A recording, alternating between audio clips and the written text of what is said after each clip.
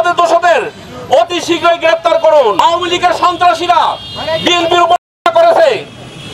আমি প্রশাসনের দৃষ্টি আকর্ষণ করতে চাই, এই আওয়ামী লীগের ফ্যাসিবাদের দোষরা কি করে এখনো ঘুরে বেড়াচ্ছে।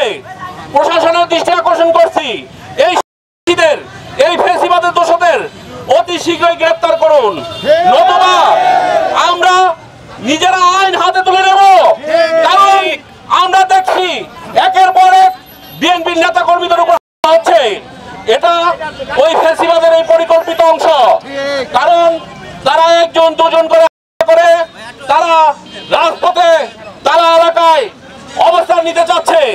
তাই আমি আমার নেতা কর্মীদের বলবো, আওয়ামী লীগের দোসর, ফ্যাসিবাদের দোসর যাতে কোনো অবস্থাতেই যার এলাকায় কেউ অবস্থান নিতে না পারে, সেই জন্য সতর্ক থাকতে হবে।